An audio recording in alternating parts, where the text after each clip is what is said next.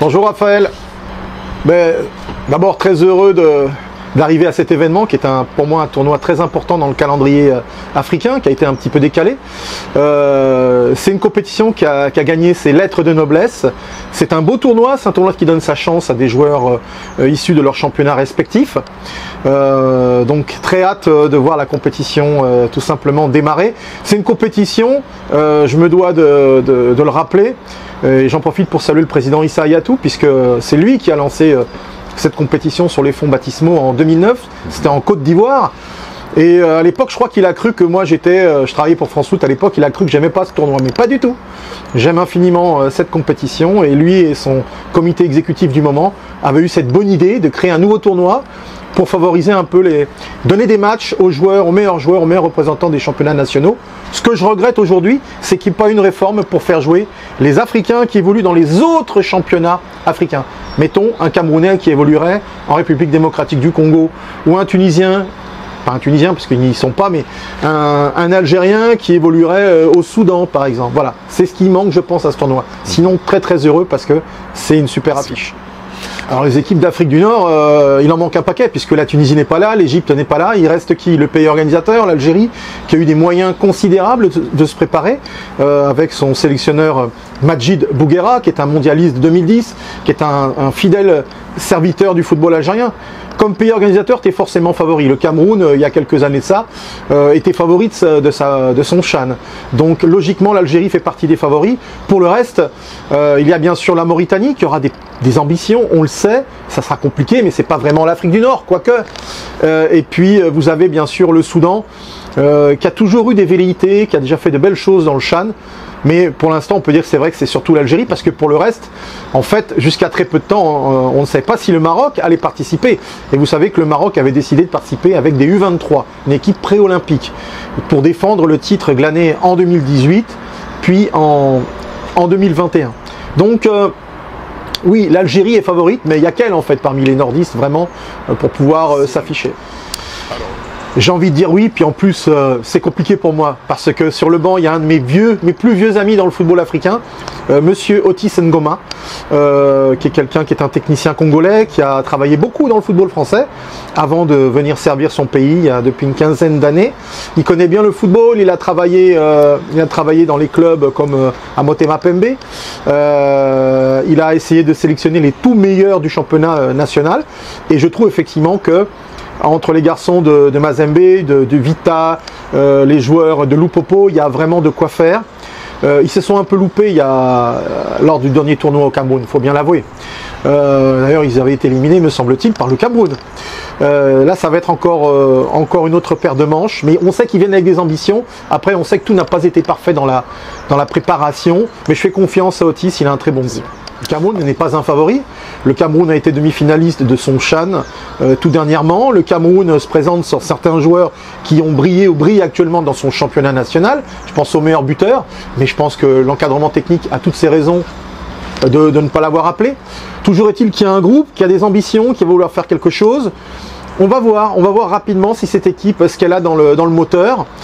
C'est un outsider, parce que quand on a été demi-finaliste l'édition précédente, bah forcément, on s'est qualifié là, on vient avec des ambitions, on veut faire mieux.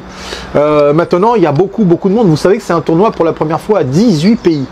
Hein, on a augmenté le nombre de participants. Au Cameroun, de tracer son chemin. Ça commence par un premier tour, il va falloir faire des points. Et puis ensuite, c'est des matchs coup près. Donc on va voir si ces garçons-là, qui bénéficient d'un championnat très régulier maintenant, vont être en capacité d'aller loin. Je n'émettrai pas de pronostic parce que je ne connais pas suffisamment les forces en présence parmi les lions indomptables choisis par Pius Ndiefi et Alioum Seydou. Alors, pour moi, ça ne serait pas nécessairement une surprise, mais les Aigles du Mali, par exemple, ils ont été finalistes la fois d'avant. Ils avaient été finalistes au Rwanda en 2016. Moi, le Malien, je pense qu'ils ont le potentiel, la jeunesse, l'envie d'aller faire quelque chose.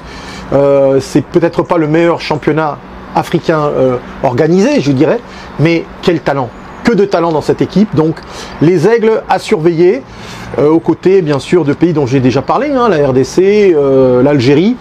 Et puis on peut pourquoi pas avoir une surprise qui vienne d'un autre, d'un outsider. On sait que Madagascar a des velléités par exemple. On sait que le Congo Brazzaville a des velléités. L'équipe elle est formée en grande majorité de joueurs de l'AS Auto. Ils sont leaders de leur propre championnat. Il y a des ambitions dans cette équipe du Congo là aussi.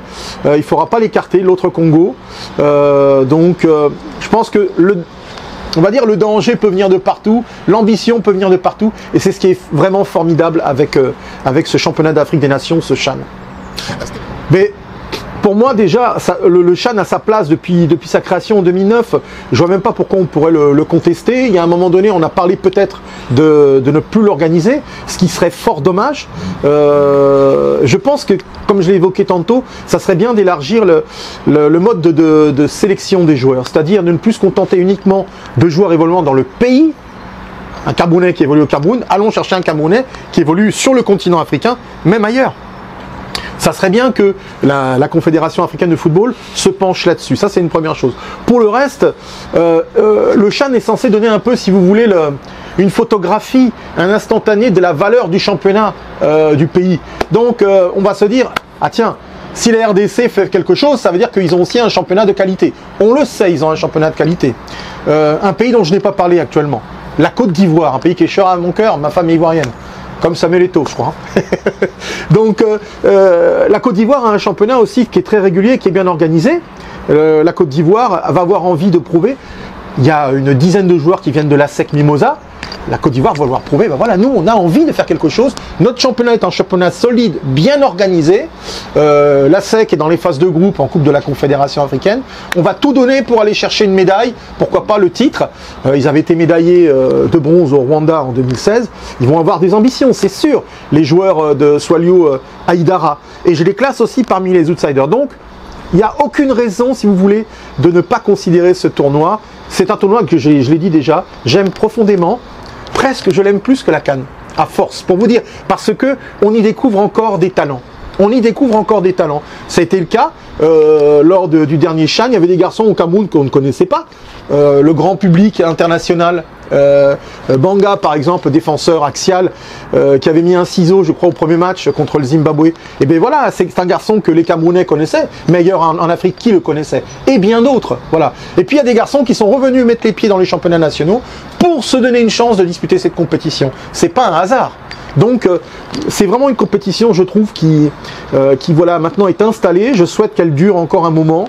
Je souhaite que son mode de sélection soit élargi, mais ça ne nous appartient pas à nous, médias ou observateurs. C'est à la CAF et aussi aux fédérations, peut-être de dire à la CAF, bah, faites en sorte qu'on puisse aller chercher nos pépites dans un pays voisin, tout simplement. Et là, je pense que ça va encore renforcer les sélections. Ça voudra dire quelque part que on s'écartera un peu de l'objectif qui avait été décidé d'emblée, c'est-à-dire favoriser un peu les pépites des championnats nationaux. Là, on ira chercher, mettons, un Camerounais dans un championnat voisin, mais s'il brille dans un championnat voisin, ça veut dire que le championnat est bon aussi. Donc, quelque part, tout cela se rejoint. Mon mot de fin, bah, je souhaite plein de bonnes choses à tous les participants, des buts, du spectacle.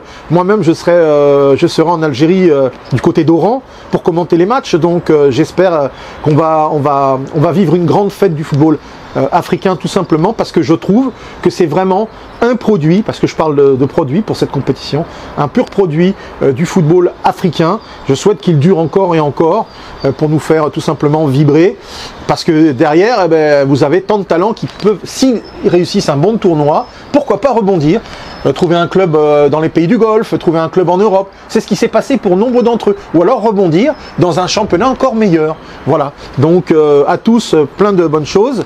Et en particulier aux Lions Indomptables, que j'aurai l'occasion, je crois, de commenter d'ailleurs.